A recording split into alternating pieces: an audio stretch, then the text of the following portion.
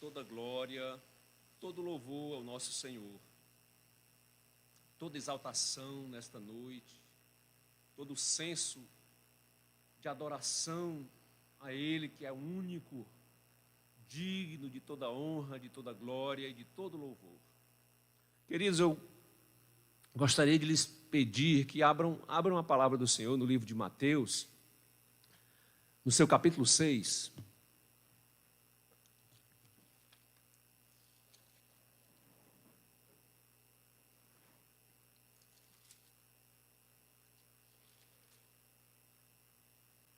Capítulo 6 de Mateus, a partir do versículo 25, por gentileza.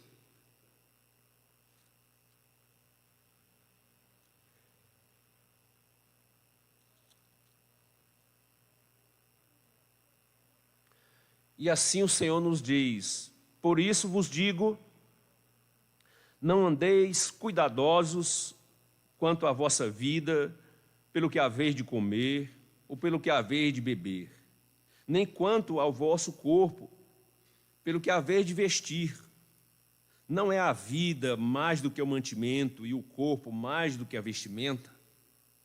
Olhai para as aves do céu, que não semeiam, não cegam, nem ajuntam em celeiros, e o vosso Pai Celestial as alimenta. Não tendes vós muito mais valor do que elas? E qual de vós poderá, com todos os seus cuidados, acrescentar um côvado à sua estatura?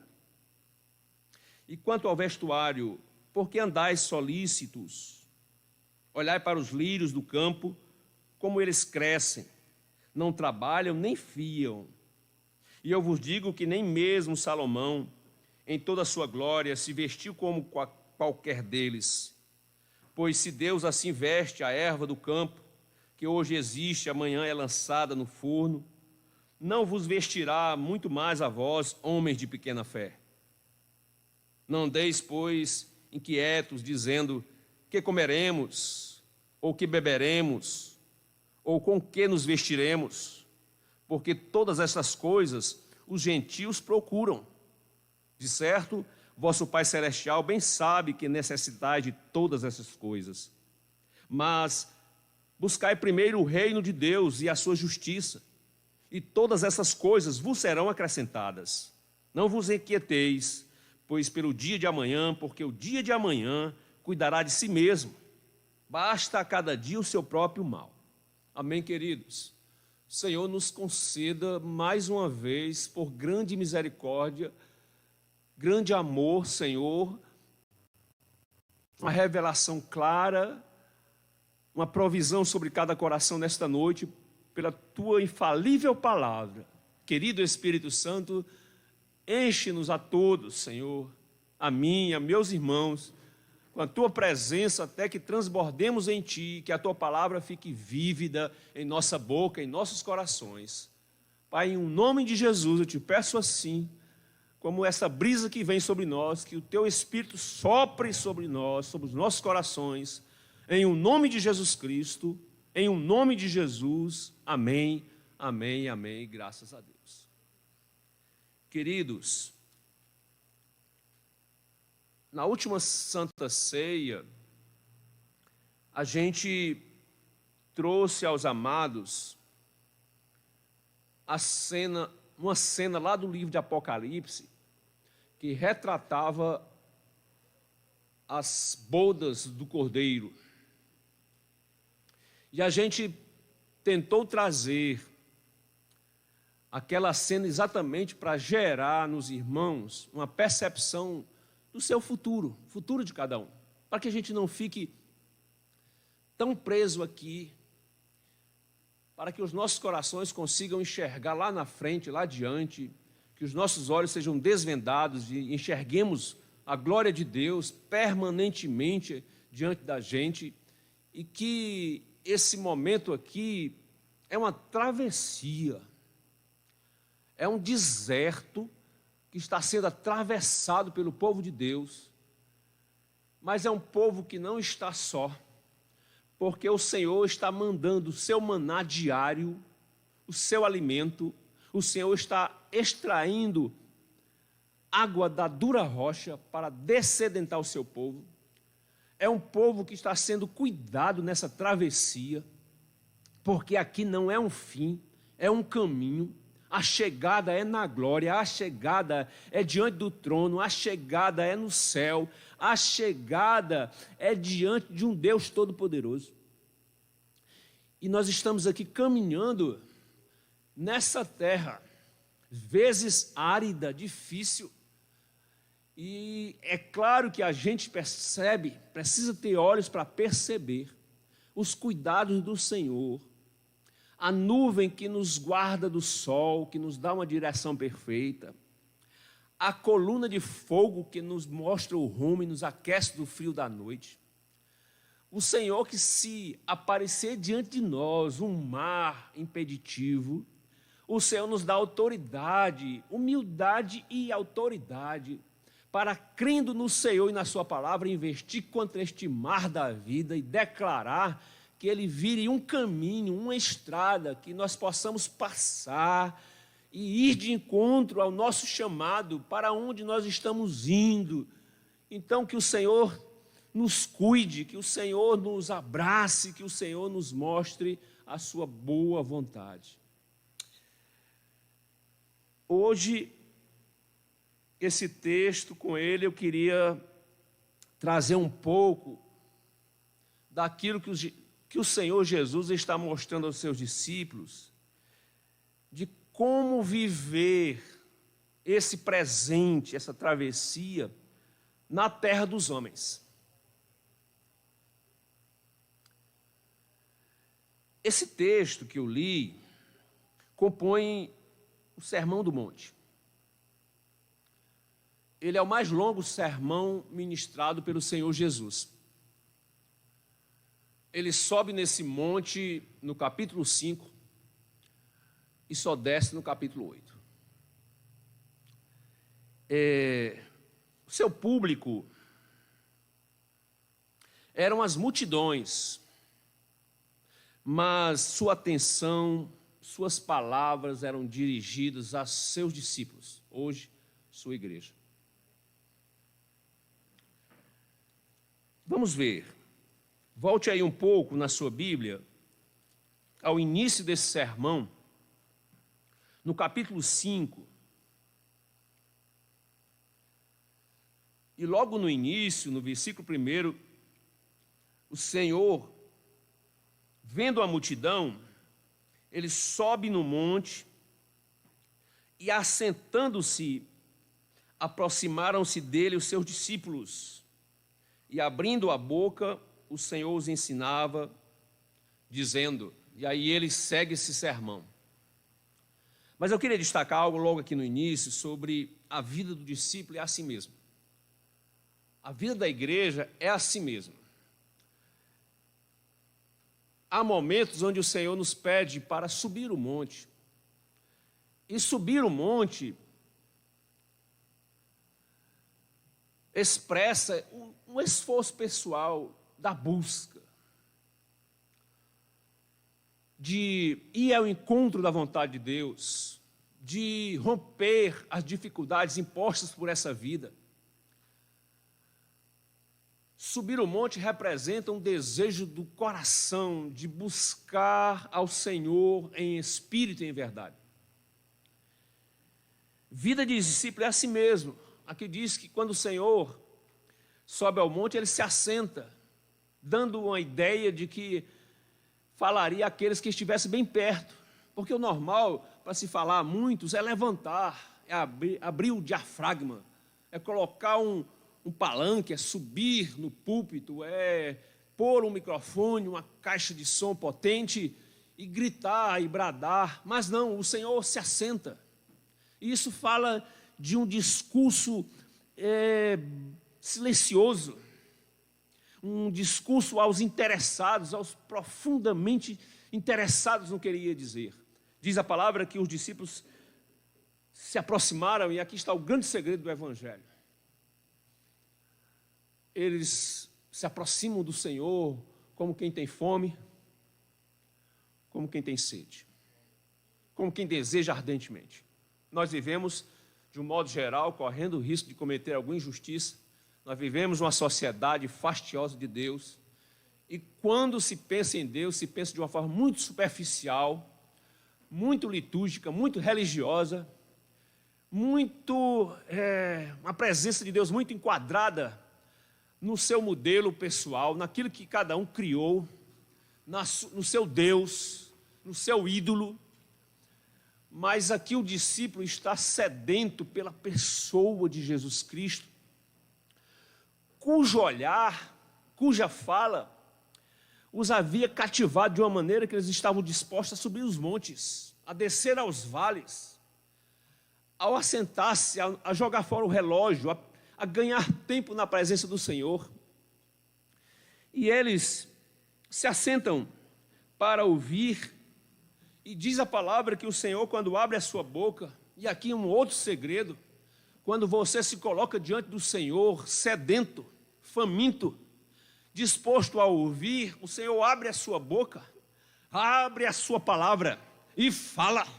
O Espírito Santo anseia por ouvidos desejosos, por corações sedentos, para que ele possa falar palavras que libertem, que soltem o encarcerado, palavras que curem o doente, palavras que soltem os presos, que estendam luz na escuridão, palavras que levem água, água que mate a mais profunda sede, sede de Deus, sede da justiça, sede da presença, sede do ambiente celestial, porque os homens estão acostumados com a terra, com eles mesmos, com as suas verdades, com seus sofismas, com a sua cultura, com o seu jeito de ser.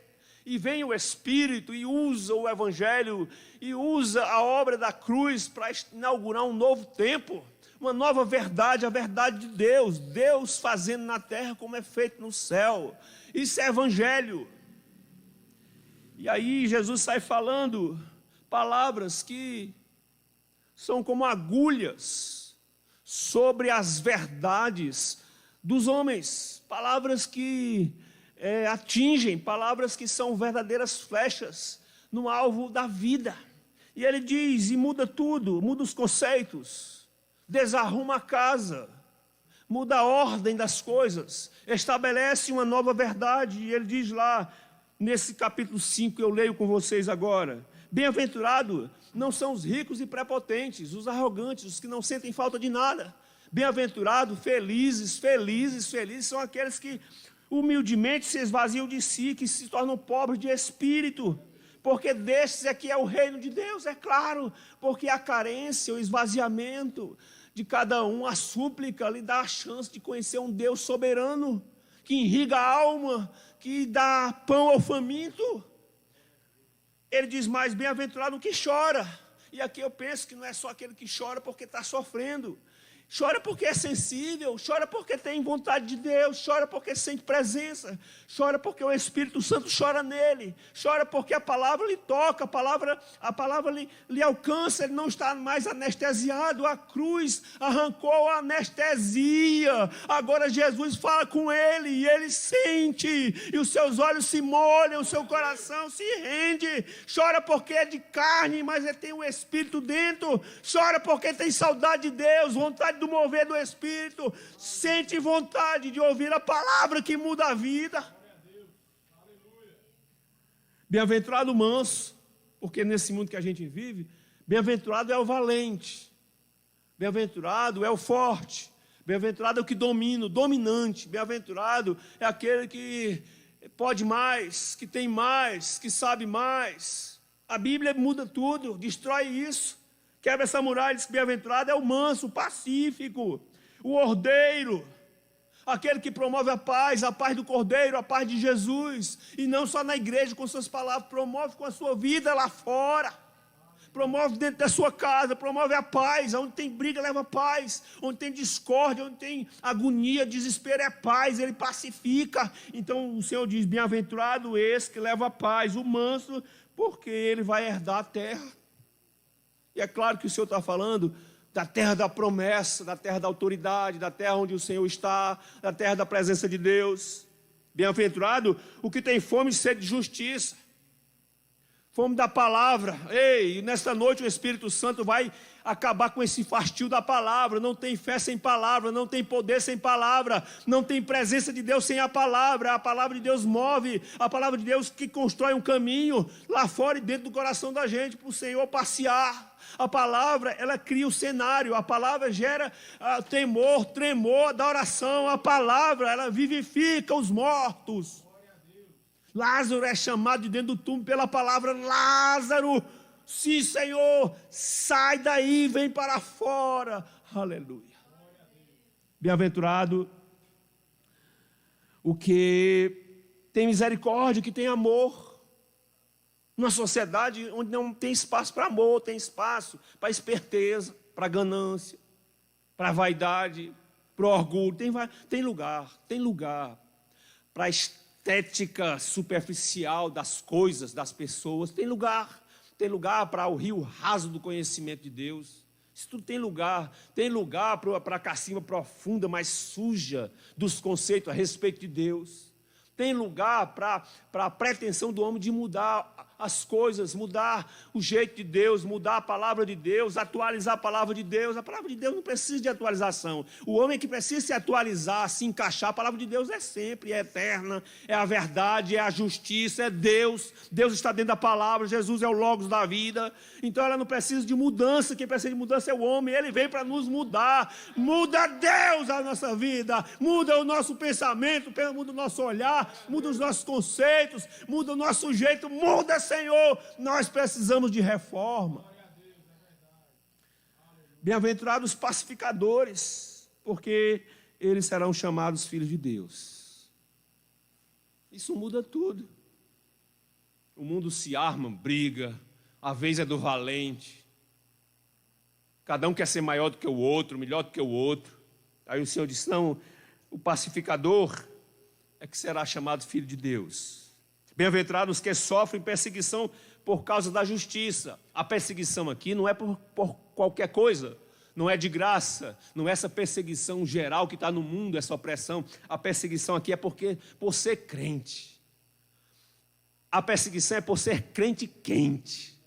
A perseguição é por ser, sabe o quê? Reflexo da glória de Deus. A perseguição é por ser puro no mundo impuro. A perseguição, a falta de compreensão é por ser verdadeiro no mundo de mentira. A perseguição é por ser terra firme no mundo de areia movediça. A perseguição é por vergonha das coisas celestiais no mundo que carece da glória de Deus. A perseguição é por ter orgulho das coisas de Deus nesse mundo que tem vergonha delas. A perseguição é por ser honesto com a sua própria fé. A perseguição é por ser um homem de Deus, uma mulher de Deus. A perseguição é pela proclamação do Evangelho. A perseguição é por anunciar as boas novas. Ei, a vida tem jeito. A vida tem sossego, tem descanso. A vida tem construção, reconstrução. A vida tem restauração. Ei, isso é a palavra de quem está cheio da fé. Bem-aventurado aquele que perseguido. Bem-aventurado quando vos injuriarem e perseguirem, e mentindo disserem todo mal contra vós por minha causa. É claro, se você está fazendo a obra, é claro, se você tem prazer em Deus, isso alcança Satanás, o seu rei no inferno. Ele é o pai da mentira, é ele que convence o mundo de tudo isso que está aí, que é bom, que distancia as pessoas de Deus, é ele. E você, quando fala a verdade, você é perseguido. Só tem uma boa notícia que eu quero lhe dar: é que pode perseguir, pode injuriar, porque a verdade de Deus prevalece. A palavra é um escudo, a fé te guarda, o Espírito Santo te reveste no dia mau, o Senhor te protege. Vai em frente, tente, porque o Senhor é contigo. Então ele diz, que terminando esse texto, ele diz assim: exultai e alegrai-vos. Isso é um padrão de fé. Exultai e alegrai-vos. Eu queria lhe convocar nesse instante, fazer uma parada aqui na mensagem, dizer assim: se alegre. As condições, as circunstâncias não movem a nossa alegria, porque a nossa alegria está ligada não com elas, porque as circunstâncias mudam. São como ondas do mar que sobem e descem. A sua alegria está afincada como um marco, bem cravado na terra da presença de Deus. Por isso que a sua alegria não é circunstancial. Por isso que a sua alegria não depende das coisas. Então, o meu convite nessa noite, alegre seu coração. Dê um brado de vitória onde você está. Aleluia. Dê um grito de glória a Deus. Enche o seu pulmão e a sua garganta e a sua boca e o seu coração com aleluia e glória a Deus. Aleluia. Jesus é digno. Aleluia. Deus seja bem-vindo. Deus é tremendo. Deus é o Senhor. Deus é o Senhor das nossas vidas. Aleluia. Deus seja louvado. Exalte a Deus com a sua vida no culto, fora dele, aqui e além, com o seu viver, com o seu testemunho. Exultai e alegrai-vos, porque grande é o vosso galardão, grande é a vossa recompensa nos céus, porque assim perseguiram os profetas que foram antes de vós, e assim vai ser. Aleluia, o Senhor nos garante a vitória, o Senhor apruma os caminhos. Então, nesse texto, nesse sermão, o Senhor fala de palavras que contrariam a ordem da vida, da sociedade criada sob os conceitos humanos. Vamos lá, foi dito nesta noite, eu nem combinei com a Juliene, com a doutora Juliene, pregadora, pastora. Falou muito de sal, falou muito de luz. E aqui diz assim, eu estou lendo capítulo 5 de Mateus, e já estou aqui no 13, quando diz assim: o Senhor espera que os seus discípulos se sentem a seu lado e começa a dizer, vocês, aqui diz no 13, vocês são o sal da terra. E é claro que sal é aquilo que dá o gosto, é aquilo que faz a diferença. Sabe, eu fico pensando que crente não foi feito para se esconder. A gente tem uma mania boba de se amedrontar, de se esconder, de não expor quem somos, nem a palavra que temos, nem ao Deus que servimos. Os incrédulos, eles fazem questão de aparecer, de dizer quem são, que gostam, mesmo que isso tudo seja feio, seja anti-Deus, mas eles se expressam. Estão por aí em todos os lugares. O crente não foi feito para ser um agente secreto. Ele tem que ser descoberto, tem que ser visto, ele tem que ser espelho, ele tem que ser luz, ele tem que ser sal. Jesus, vocês são o sal da terra. E o Senhor disse, e o sal não pode ficar insípido, não pode perder o gosto, porque ele veio para dar o gosto. E diz, com que se há de salgar se o sal perder a capacidade de dar gosto às coisas? A igreja dá gosto à vida. A palavra é que gera um ânimo para amanhã, para você começar de novo, para você estabelecer uma ordem nova para o seu sonho. É a palavra que gera uma fé suficiente para você crer que tem um muro bem ali, mas que ou quando eu for sobre ele, ou ele vai cair, eu vou passar por cima. A fé não é uma loucura. A fé não é anti-ciência. A fé é a lei mais forte do universo, porque ela está ligada com Deus. Deus tem uma responsabilidade sobre a fé que é gerada por sua palavra. É a promessa dele que cai no coração e a gente crendo vai e ele cumpre o chamado. Ele diz, vós sois a luz do mundo. Eu gosto disso, eu me divirto com isso. Os discípulos que estavam sentados ao lado de Jesus, ouvindo suas palavras e compreendendo suas palavras, também nós aqui nesta noite, assentados diante do Senhor, precisamos nos alegrar todos com o que Ele diz a nosso respeito. Nós somos sal. Cada um com essa capacidade de fazer diferença no seu lar, na sua família, no seu trabalho, na sua igreja. Gente gerada do bem. Gente gerada do sangue bom. Gente que tem um corpo fechado, fechado pela armadura de Deus. Gente que tem uma tatuagem lá dentro do peito, marca feita pelo Cordeiro de Deus. Você tem a marca do Senhor. Fala em tudo e você ouve, mas não se alegra, mas vai falar perto de você, Jesus é contigo, aí o teu coração responde, tem uma marca aí dentro. Escute, vocês são a luz, e quando se acende uma luz, é como uma cidade que não pode se esconder, construída em cima do monte, não dá para esconder uma cidade. Ela fica revelada, vista de todos os ângulos. É como uma lâmpada que não, acesa não pode ser coberta pelo alqueire. Ela precisa ser colocada num velador, em posição de destaque, a luz. Luz que ilumina, luz que clareia, luz que alcança, luz que mostra o caminho, luz que revela, luz que faz você achar a agulha no palheiro, luz que mostra onde está o trinco da porta. E você se ajoelha e ora e a porta range e você ouve ela se abrindo assim, o anjo puxando, vai se abrir, porque meu filho está orando e a luz vai mostrando e você vai crendo e vai criando marra e vai criando potência e vai invadindo o reino dos céus e vai clamando e os cadeados vão quebrando, as correntes vão partindo, a porta vai se abrindo e é um portão pesado, mas que é aberto e você vê que Deus é Deus e quando Ele abre uma porta não há quem possa fechá-la. Vamos lá.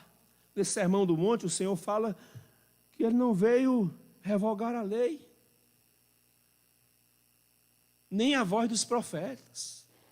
Não vim destruir a lei, nem os profetas. Eu vim fazer com que as palavras da lei, não podendo serem cumpridas pela natureza humana, porque elas são perfeitas. A lei é perfeita. Não mate, não roube, não adultere. A lei é perfeita, nasce em Deus. Mas o homem perfeito não consegue cumprir. Aí Jesus disse assim, mas comigo vai cumprir. Porque agora eu vou lhe mover. Como diz Paulo, não mais eu, mas agora Jesus habita em mim. Então é Jesus cumprindo a lei através da minha vida. Fazendo o que Deus gosta. O Evangelho te toma de conquista e prepara você para fazer as coisas que Deus gosta. As coisas que Deus gosta. Escute. Aí ele diz isso. Eu não vim revogar, eu vim cumprir. Eu não vim destruir, desfazer, eu vim completar a lei. Aí o Senhor fala nesse capítulo aqui sobre aquilo que Ele veio completar. Ele fala do homicídio. Ele diz que aquele que mata uma pessoa é sujeito ao juízo. Mas no versículo 22 ele diz assim, eu vos digo que qualquer que sem motivo ficar encolerizado contra o seu irmão será réu. Então ele está falando de outro tipo de homicídio. Agora não é mais o punhal, agora não é mais a bala, agora é a palavra, é a raiva, é o ódio entre as pessoas. E aí o Senhor está dizendo assim, aquele que é revestido pelo meu espírito, cheio da minha palavra, não cogita disso. A raiva não fica, não tem lugar, pede perdão. Tem uma raiva, pede perdão. Não guarda, pede perdão, meu irmão me perdoe, meu amado, minha amada me perdoe. E aí foi embora a trama de Satanás, porque Deus é Deus de amor. Não, Deus é amor, Deus é amor, Deus é amor. Satanás é o inverso. E aí, quando você perdoa, acaba a raiva, o ódio desarticula a Satanás e o Espírito de Deus prevalece na sua vida. E aí Jesus vai falando sobre adultério. Aquele que adulterar, né, será réu de juízo. Não adultere. Aí o Senhor diz, mas eu tenho algo a acrescentar. Que o adultério não é só o ato em si, é o desejo. Ele diz, aquele que cobiçar. Aquele que trouxer para dentro de si com os olhos. Mas eu não consigo, consegue não. Só consegue com Jesus sendo derramado em sua vida, porque o Evangelho traz uma pureza sobre os nossos corações, uma resistência contra as tentações. Escute, aí vai falando sobre juramentos, ele diz, não jure por nada neste mundo, não jure, e não jure nem por você mesmo, porque você não tem como dar garantia, não jure, porque você não tem condições de cumprir, nem pela terra não jure, porque é o escabelo dos pés, nem por Jerusalém, porque é a cidade do grande rei, nem jurarás pela tua cabeça, porque não podes tomar um cabelo branco ou preto. Você não é dono da sua vida, como é que pode jurar por ela? Seja, porém, o vosso falar, sim, sim, não, não, porque o que passar disso é de procedência maligna. Não precisa você jurar. A verdade habita no seu coração pela palavra de Deus. A palavra de Deus é a verdade. Jesus é a verdade, é a vida, é o caminho de Deus para os homens. Ele fala sobre a vingança, porque Moisés na lei permitiu a vingança, olho por olho, dente por dente. Aí Jesus vem e diz assim, não faça isso, porque agora você vai ter que agir diferente. Ele diz, não resista ao mal, mas se qualquer te bater na face direita, oferece também a outra. A vingança não te pertence. Paulo descobriu isso e diz, a vingança pertence ao nosso Deus. Ele é justo juiz para saber a medida da pena de cada um. E ele diz mais assim, sobre vingança, e ao que quiser pleitear contigo e tirar-te a vestimenta, larga-lhe também a capa, seja generoso, porque você vai acabar com o mal, vai matar o mal com o bem que habita em você, aleluia. E ele diz mais assim, e aquele que quiser, deixa eu ver, quiser tomar a tua vestimenta, dá a capa. Não é? Quem quiser forçar você a andar 1 milha, anda 2. Anda 2. O Espírito Santo é generoso. Deus é poderoso para nos dar infinitamente mais daquilo que nós pensamos e pedimos. Seja generoso no agir. Não calcule a quem vai fazer o bem. Seja usado, ponha Jesus à frente das suas atitudes.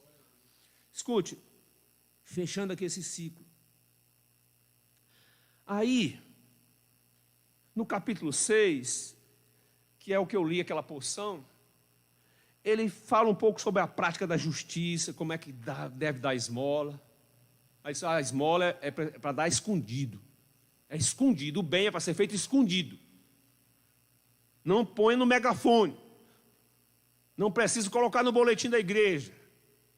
Não precisa, aos sábados, mostrar na televisão a casa que você deu. Isso é uma hipocrisia. Isso é uma exploração da necessidade alheia.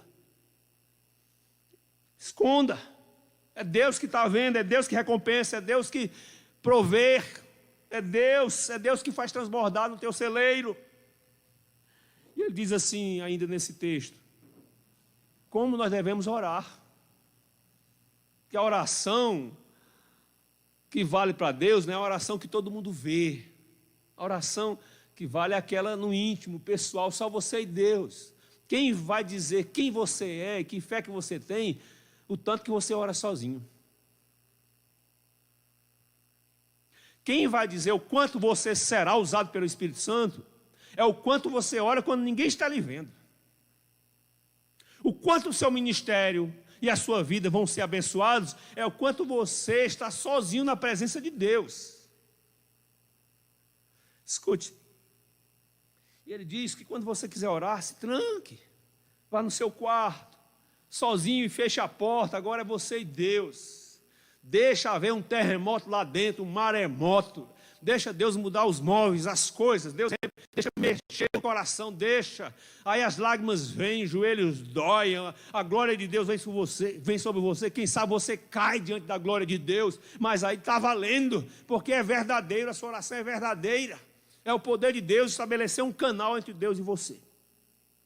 Aqui diz também nesse texto, no verso 16 do capítulo 6, como é que você deve jejuar, e quando você jejuar, não faça como o hipócrita, que mostra para todo mundo, ei, estou jejuando. Não, esconda o seu jejum, lave o seu rosto, para não parecer que você está com fome, que está triste, que está abatido. Vá celebrar, vá exultar, faça do seu jejum um trampolim para a vitória, mas é secreto, é você e Deus. Ele ainda, contando com a paciência de vocês, diz assim, ajunte tesouros no céu, porque vamos lá, analise a vida e quais são os tesouros que os homens estão ajuntando. Pastor Wesley, ensinaram tudo errado, aprendemos errado, nós vivemos numa vida que nós corremos, eu sei que falar disso é difícil no culto de Santa Ceia, mas esse corre-corre da vida está errado, o rumo está errado, senão em si mesmo, o corre-corre, a necessidade de correr em si mesmo, mas o valor que se dá a isso, o lugar que isso é correr, corra. Se você quiser trabalhar muito, trabalhe. Se você quiser ser rico, seja rico. Mas só não deixe isso tomar o lugar de Deus na sua vida. É isso que essa palavra diz. Ajunte tesouro no céu, porque tudo que você ajuntar nessa terra, pode ser ouro, pode ser prata, pode ser casa, pode ser carro, pode ser empresa, pode ser muito dinheiro, pode ser uma poupança, pode ser um colchão cheio, pode ser o que for. Isso tudo a traça corrói, o ladrão rouba e não fica nada. E quando os anjos tocarem a trombeta, não fica de você mesmo aqui na terra nada, porque vai ficar essas coisas, vão ficar, carro vai ficar, casa vai ficar, roupa vai ficar, você receberá novas vestes, um corpo incorruptível, não vai ficar aqui. Não ajunte para você aquilo que não é necessário para a sua vida, e se você tiver muito, gaste com os outros, seja generoso, seja ousado. Abraão ganhou muito, enricou, porque tinha um coração despenseiro. Ele abençoava onde ele estava, Deus abençoava as nações, porque ele era um homem que não retinha. Então Jesus falando isso é um agravo à sociedade que vivemos. Isso é uma arma que fere, que ninguém quer ouvir, que fere o coração dos homens e que causa comichões em seus ouvidos. Ninguém quer ouvir isso, não. As pessoas querem ouvir sobre a solução para os seus problemas, a solução para as suas coisas, a intervenção de Deus naquilo que ele já planejou, e não é assim. Deus, o Evangelho, lhe tira dos seus próprios planos e coloca no eixo do plano de Deus. E aqui eu li que quando você faz isso, coloca Deus em primeiro lugar e a sua justiça, as demais coisas serão acrescentadas. O mundo inverteu tudo e ensinaram a gente diferente. Às vezes a gente está dentro da igreja e começa a agir do mesmo jeito, com a mesma solicitude, com a mesma ansiedade, sujeito aos mesmos ventos, sujeito às mesmas chuvas. A gente fica nervoso, fica ansioso, fica querendo ficar igual ao mundo. Aí o Senhor está dizendo, não é assim. O meu povo é pacificado pela confiança que tem em mim. Confia no Senhor, aleluia. Confia a tua vida, a tua casa ao Senhor, porque Ele é fiel e Ele é justo. Enfim, o Senhor fala sobre esses tesouros nos céus. Ele fala que da guerra entre a luz e as trevas, que não se entendem. Ele diz que a candeia do corpo são os olhos, de sorte que se os olhos forem bons, todo o corpo será. Aí ele diz que se os olhos forem maus, o corpo também vai ser. Então é uma guerra entre a luz e as trevas. Ele fala dos dois senhores aqui, ele diz que ninguém pode servir aos dois senhores. Ninguém pode servir dois senhores, porque há de odiar um e amar ao outro, ou se dedicará a um e desprezará o outro. Não poder servir a Deus. E aqui na minha tradução diz a mamon, e a outra tradução diz, não dá para servir a Deus e as riquezas. O Senhor não está aqui atentando, falando contra as riquezas, está dizendo servir as riquezas. Porque servir a Deus você sabe que tem que servir. E nesta noite eu estou dizendo, você não pode servir as riquezas. As riquezas existem para servir aos filhos de Deus. Os tesouros dessa terra têm que ficar a serviço da obra de Deus. E por fim, irmãos, chegamos a essa porção que eu li para vocês, quando o Senhor diz assim, não andeis ansiosos.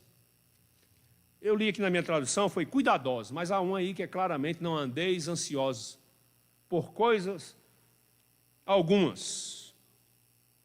Aí diz lá, pelo que haver de comer, pelo que haver de beber, mas nem quanto ao vosso corpo, que haver de vestir. Essas são as demandas da vida, e o Senhor não nega a existência delas, porque o Senhor não é místico, Ele está tratando com homens, Ele sabe que nós somos seres divididos em natureza carnal e em natureza espiritual, somos espirituais, Ele sabe disso. Ele está falando sobre não andar, porque esse andar aqui é algo costumeiro, dá a ideia de continuidade, frequência, permanência, ansioso todo o tempo. E ele está dizendo assim: não seja assim não. Não faça isso não, porque Deus cuida. Deus cuida. Deus supre. E aí, nesse texto que eu li, onde nós chegamos agora, essa porção lida, tudo parece girar em torno de uma palavra, que é confie. E eu estou falando para vocês, mas estou falando para mim também. Paulo disse isso: nós somos homens, eu sou homem sujeito às tempestades da vida. Então nós estamos aqui, não somos ETs. O pau que dá em João, dá em José. Só que, se José for carnal e João for espiritual, a pancada vai ser diferente. Chove do mesmo jeito sobre os bons e sobre os maus.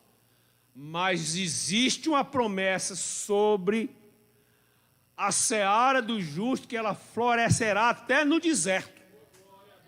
Porque se a terra for seca, Deus vai fazer um rio no meio do deserto. Então a palavra centro aqui é confie. É isso. Confiança é uma palavra que desafia nossas vidas. Um instante.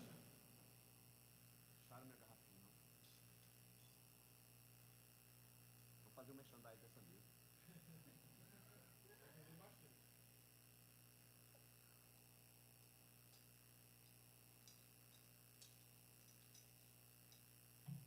Depois a irmã Soraya faz o corte. Eu dizia que a confiança é uma palavra que nos desafia. Porque ela não é para ser falada, só falada. É para ser vivenciada. Deve compor a nossa vida. Porque a confiança não é aquela que nós demonstramos agora no culto. Confiança é aquela que nós demonstramos amanhã, quando amanhecer o dia. E quando estivermos sob ameaça de alguma coisa. Confiança quando eu lido comigo, em particular. Eu preciso entender quem eu sou. Eu preciso saber acerca do Deus que me chamou. Eu preciso estar na pele dos homens e mulheres notáveis de Deus. José no Egito, que não perde a confiança em Deus quando é vendido, escravizado, arruinado, preso, maltratado. E ele sabe do seu Deus, ele sabe quem é em Deus.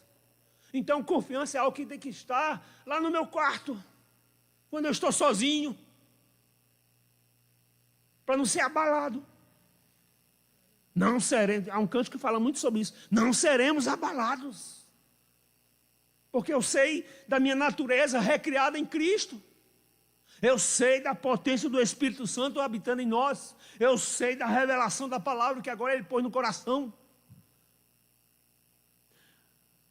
Quando eu lido comigo, eu sei do Deus que me chamou. Você pode dizer isso nessa noite? Eu sei do Deus que me chamou.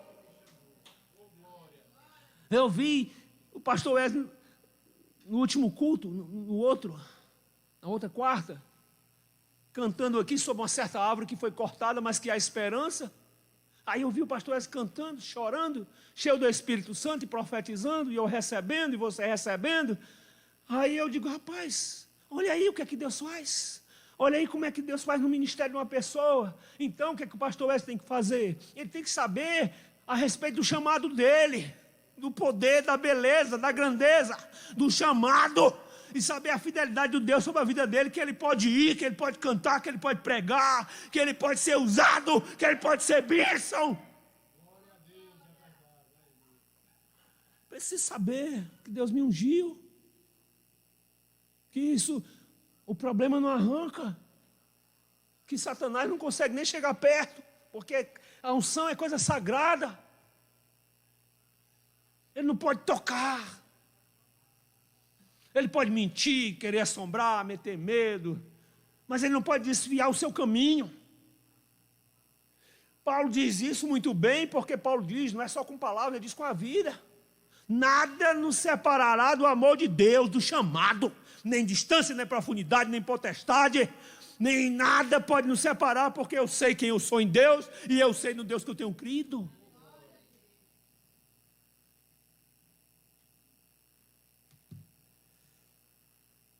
Nós precisamos ser cheios de confiança para lidar com as pessoas. No lidar com as pessoas. Porque a gente não pode olhar para as pessoas como elas são, como elas estão. A gente tem que olhar para elas como Jesus. É Pedro sujo de peixe, cheio de sal do mar, queimado pelo sol. E Jesus passa assim, olha para Pedro e não consegue ver um pescador, ele vê um apóstolo. Então a gente precisa ter confiança ao lidar com as pessoas, porque nós estamos lidando com alguém que Deus chamou, que Deus amou, e que Deus vai fazer uma grande obra. Deus vai fazer uma grande obra, por mais impossível que seja, por mais distante que esteja, por mais prejudicado, mais atacado, mais opresso. Deus tem um amor, Deus foi à cruz, Jesus derramou sangue por você que está limpinho, e por aquele que está sujo, por você que está em casa e por aquele que está na sarjeta. Deus não faz diferença, não faz acepção, e a gente precisa confiar que não há nada que Deus não possa fazer, nem com a gente, nem com os outros. Por último, sobre confiança, eu diria que nós precisamos de confiança para lidar com as coisas de Deus. Porque tem horas que Deus fala tudo. E tem horas que Deus não fala nada. Mas mesmo quando Ele não fala nada, Ele está falando. Ele está te ensinando. É a escola. É a academia. Para a gente crescer. Eu não entendo Deus na sua majestade, no seu lugar suficiente em tudo, transbordante, glória, céu, trono, anjos, seres viventes, anciãos, santo, santo, santo, glória a Deus e aleluia. Aí ele sai desse lugar e vem para cá, para a nossa casa. Gente comendo poeira da vida, sujo no corpo, lava os pés, Pedro.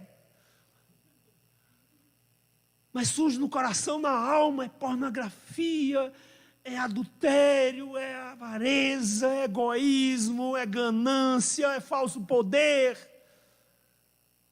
Gente suja, e Deus vem e fala, e grita, e sobe o monte, e ensina, e derrama o Espírito, e molha o coração. Aí quem crê, acontece o milagre. Estoura a vida, dinamita o fracasso, e agora ele conhece um Jesus de perto, ou aleluia.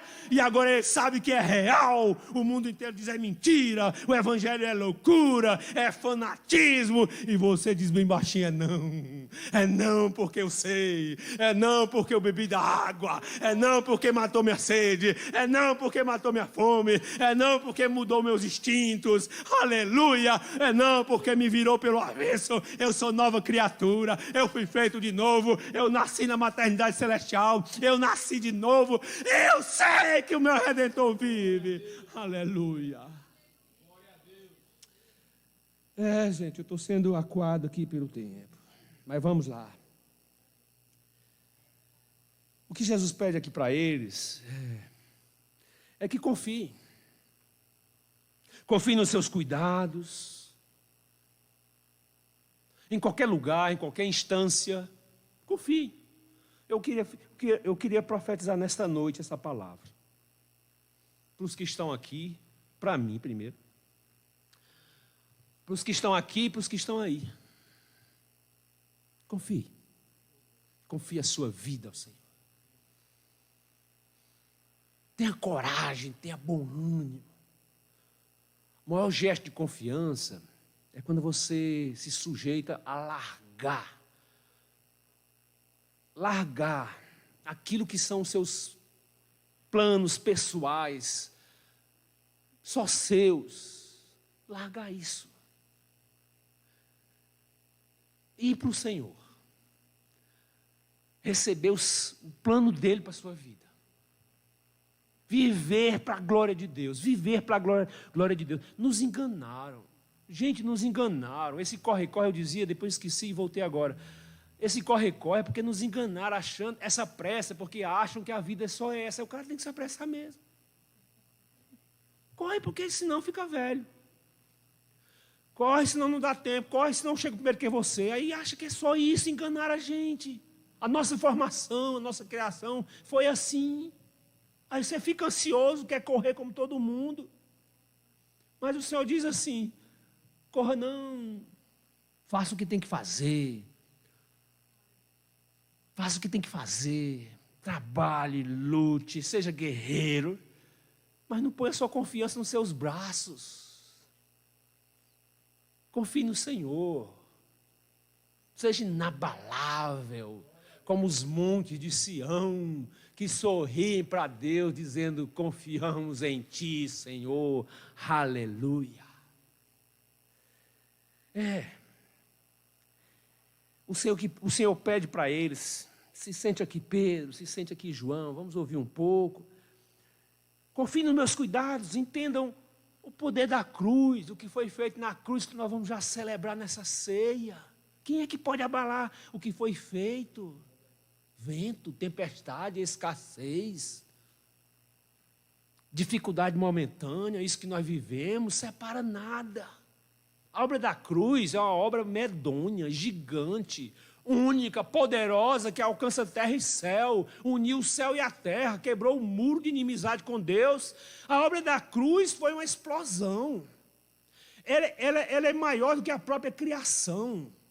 Ela é a recriação daquilo que já tinha sido criado e que foi prejudicado, atrapalhado, estragaram a obra, rasgaram o quadro, destruíram a moldura. Aí Jesus na cruz recria tudo de novo. Haja luz de novo, haja céu de novo, haja corações redimidos.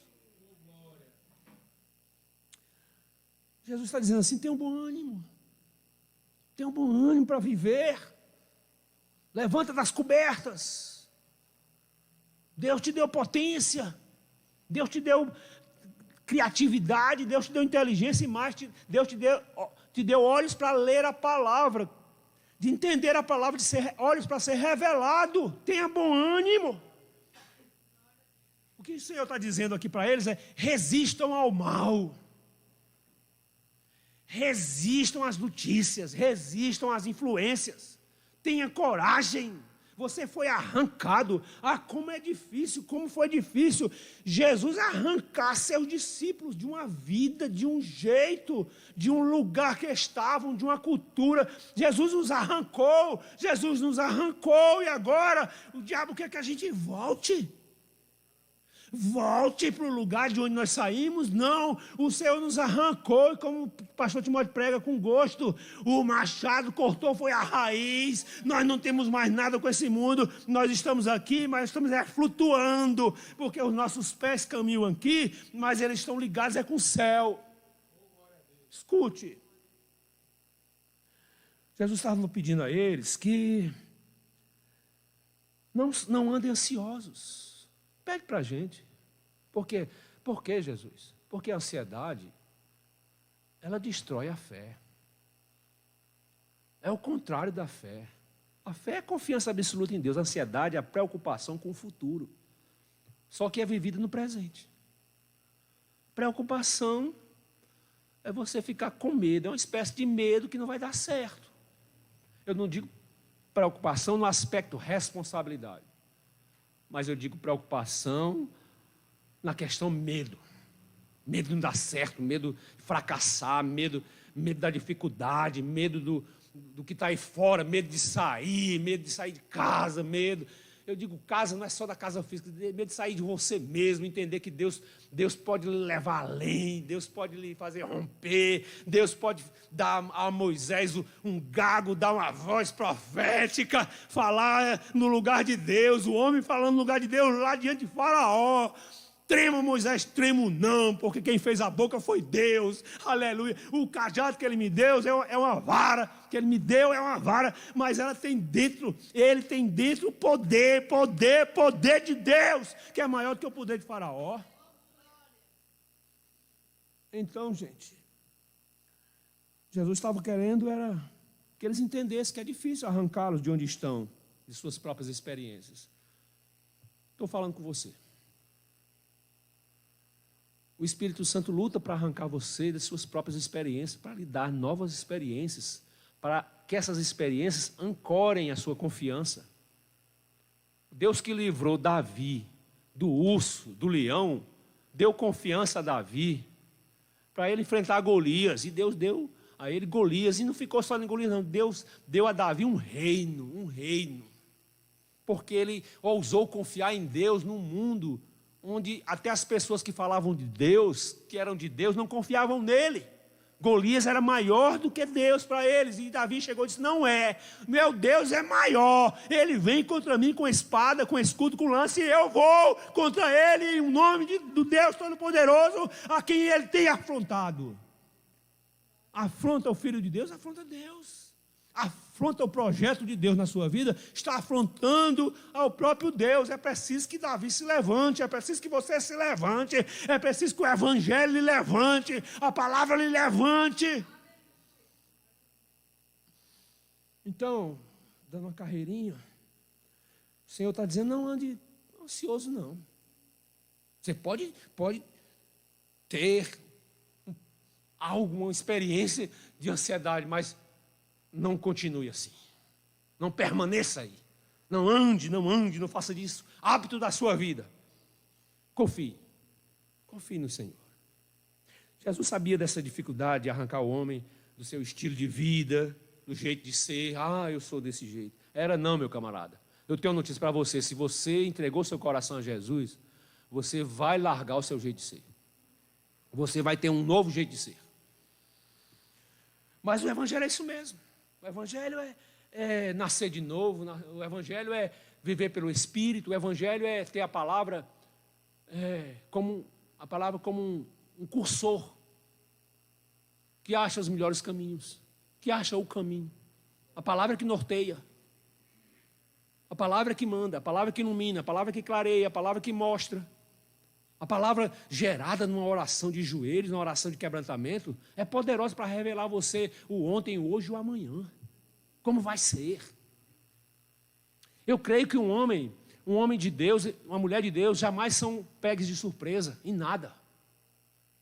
A palavra do Senhor diz em Osés que o Senhor revela, não faz nada sem que revele antes aos seus profetas. Deus mostra. E não mostra para você fugir, mostra para você enfrentar. Não mostra para você correr, mostra para você se preparar. Deus mostra. Não mostra para lhe poupar, porque você vai sair dessa luta capaz de transferir conhecimento para os outros. Deus não poupa, não põe você numa cúpula. Deus põe você no meio dos lobos, para você mostrar para os lobos que uma ovelha vence os lobos, que o cordeiro venceu o lobo, que o cordeiro é mais forte do que o lobo, que Jesus matou a morte para perdoar nossos pecados. Termino dizendo que Jesus ele só pede, doutora Juliane, duas coisas, tão simples coisas, que a gente complica tanto. Qual é a tua teologia para hoje? Qual é a teologia dessa pregação? A Jesus diz, nada, a teologia é que eu vou subir um monte e você vai sentar perto de mim, o que eu falar você vai ouvir, quando você se levantar, vai acontecer o que você crê. Aleluia! Oh, glória! E aí ele diz assim para eles, termino com isso aqui, ele diz assim, primeira coisa que Jesus disse nesse texto que eu li, olhem, não fique aperreado, nervoso e ansioso, olhem. Aí ele pede para olhar. Primeiro, ele pede assim, olhe, eu vou inverter a ordem. Ele diz assim, olhe para os lírios do campo. Eu sei que nós não temos um lírio aqui. Mas nós temos aí muitas plantas, você tem plantas aí. Olhe para os lírios do campo. Aí ele diz assim, eles crescem. Os lírios crescem, as plantas crescem. E diz assim, eles não trabalham. Eles não fiam. E eles crescem. Aí diz mais assim sobre os lírios. E eles se vestem tão bem.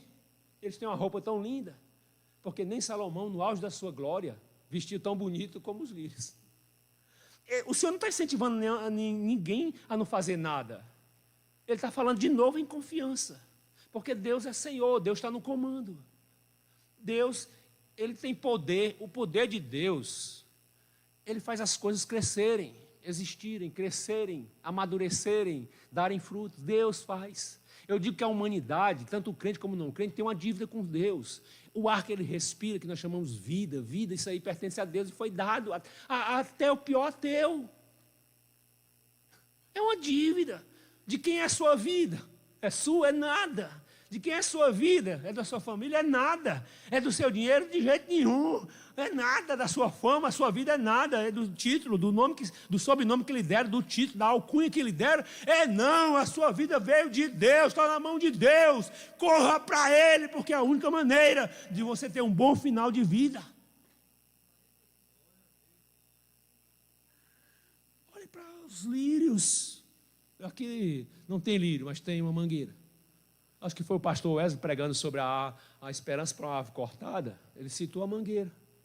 E foi há um ano atrás a mangueira que aqui, por necessidade, ela recebeu uma poda muito drástica, que ficou só o tronco mesmo, só o tronco, sem nenhuma folha. Aí um passava e dizia, por que você fez isso? Vai morrer. Dessa aí nunca mais vai dar manga. Nunca mais. Aí eu digo, pois tá bom, vamos acompanhar. E ficamos tirando foto todo dia, toda semana, todo mês, tirando foto. Eu tenho a sequência de foto até uma certa época. Depois cansei dessa mangueira, dela pelada.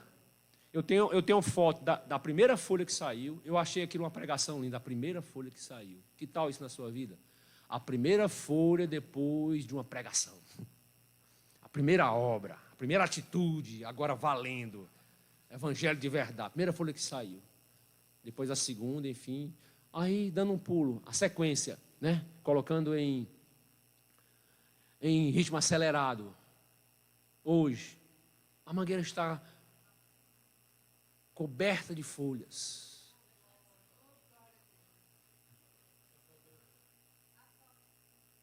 Gente competente faz ao vivo. Ó.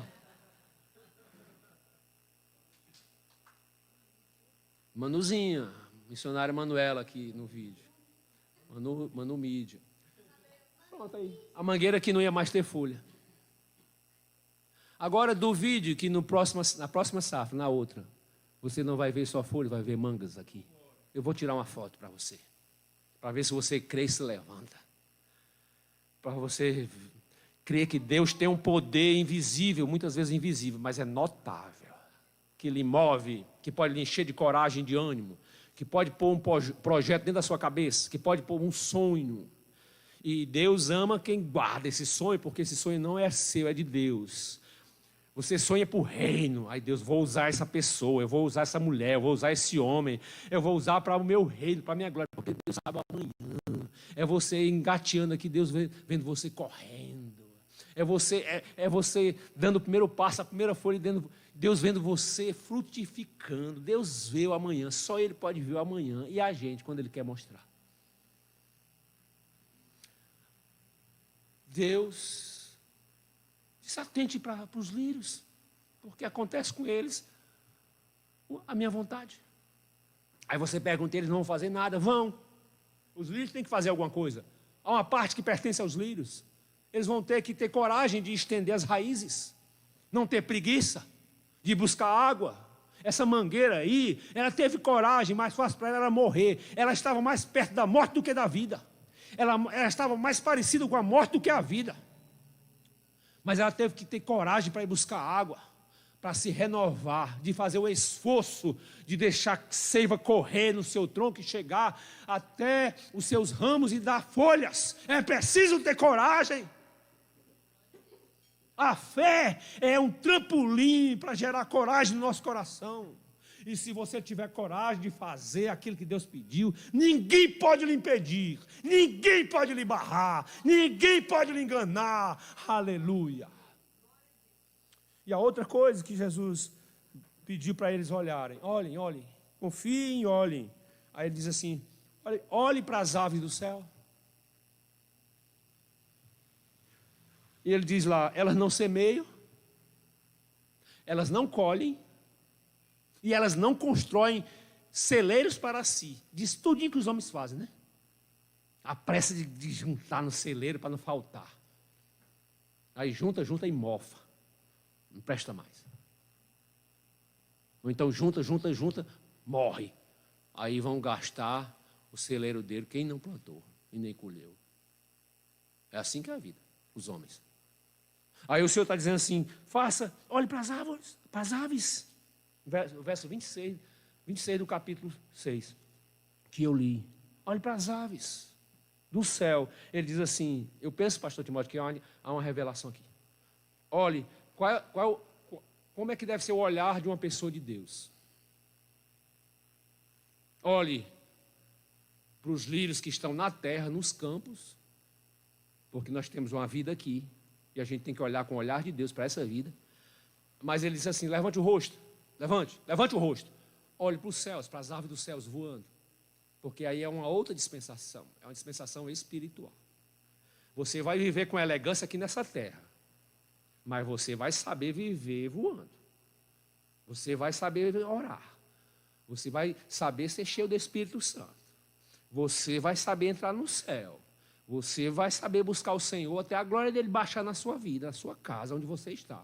Você vai ter que ter experiência com Deus para viver nessa terra de uma maneira que seja espelho e luz. Que seja sal, que seja luz. Olha, ele diz assim: olhe para as aves,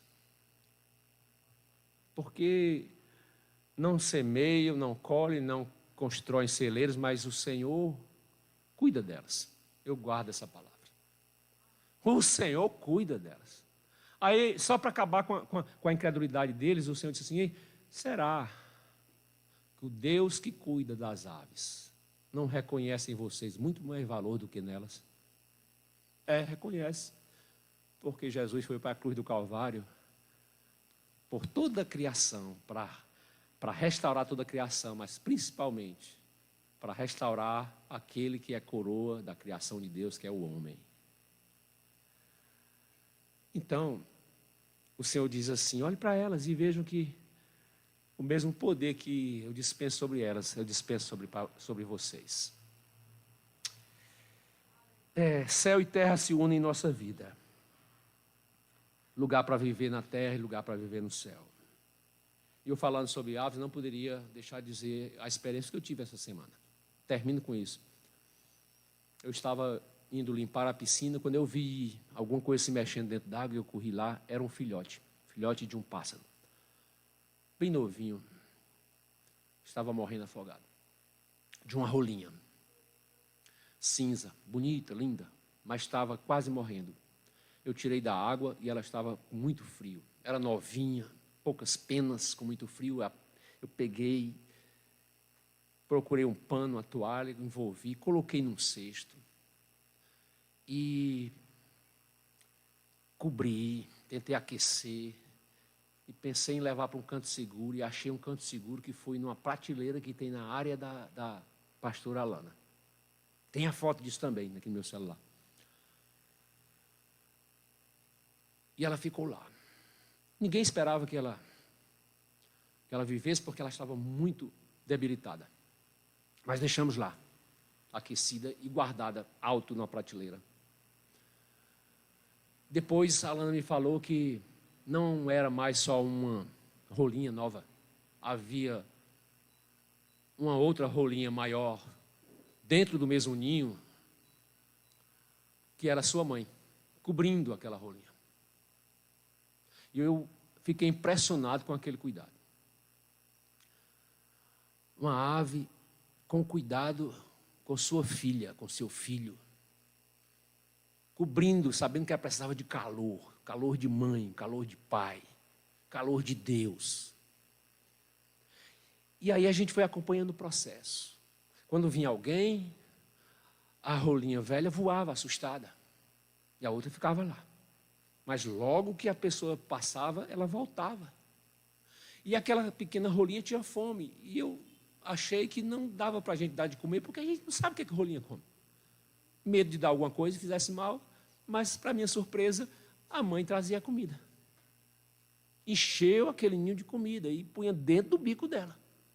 Mandava ela abrir o bico, foi filmado isso aí. E ela punha comida dentro.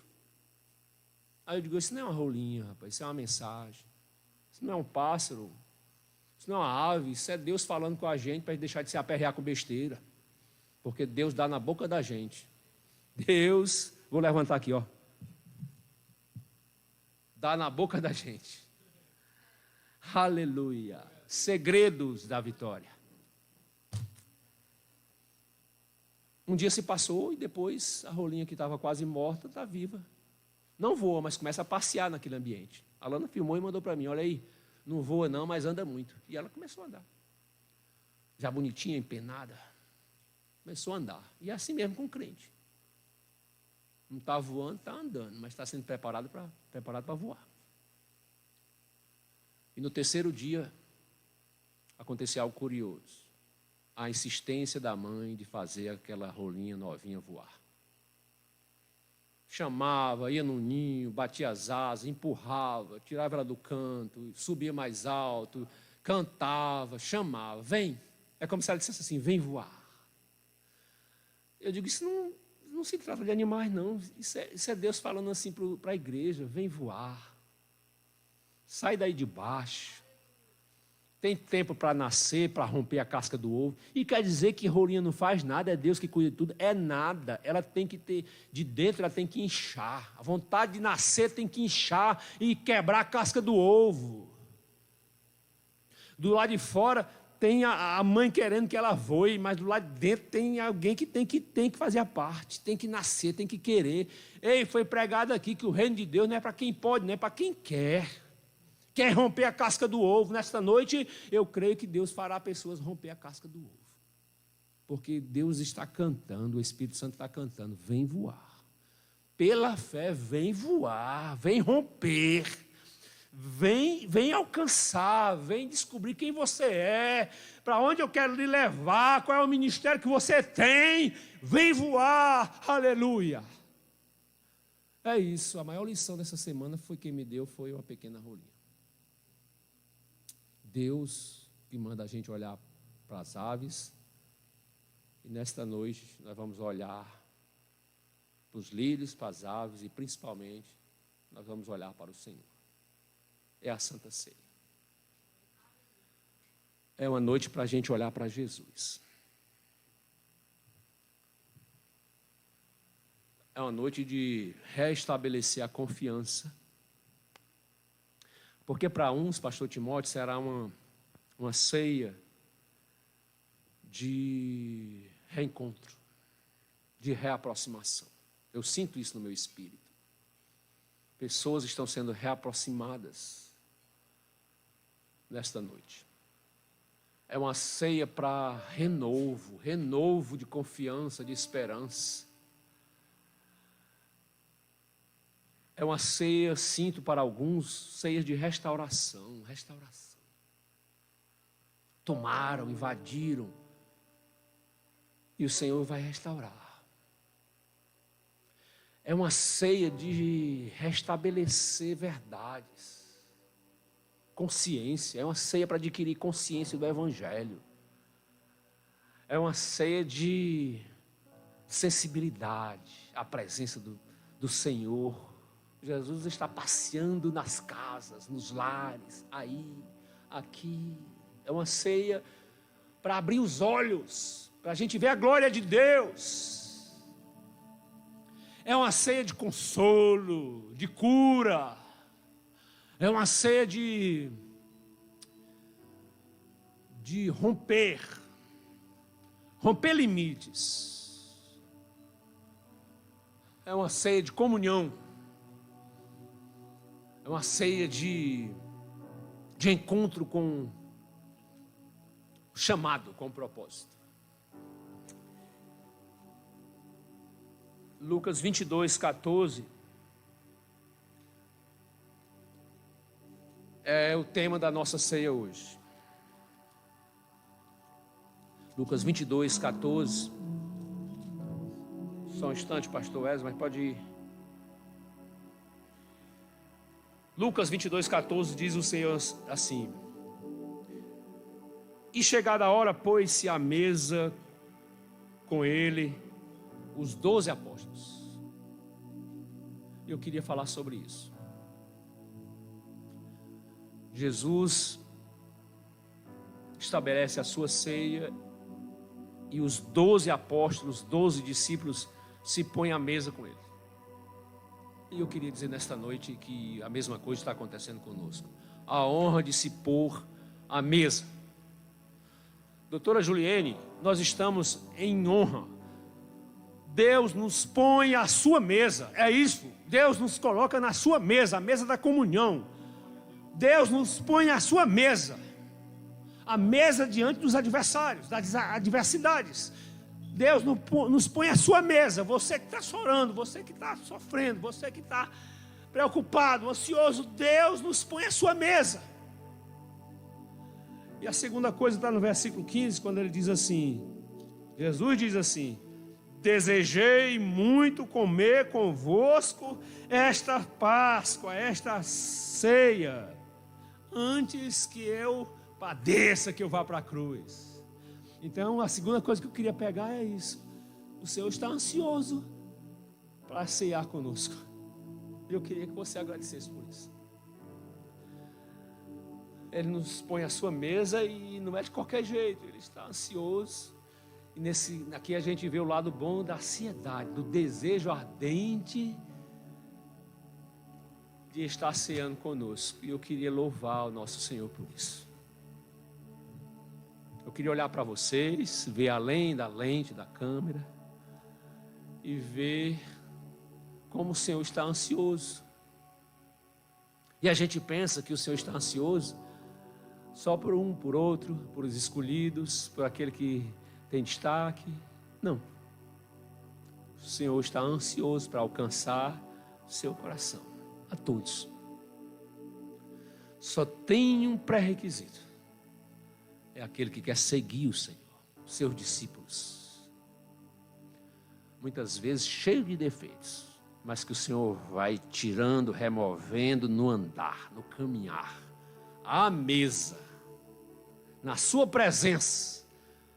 O Senhor faz viver uma nova vida. É isso. É isso. Essa pequena reflexão para hoje. Olhe para os lírios.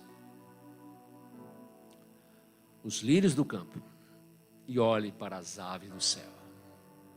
Porque o nosso Deus tem cuidado de nós. Vou pedir ao pastor Wesley que nos conduza em louvor enquanto nós preparamos a ceia. Beijo grande no coração. Voltamos já.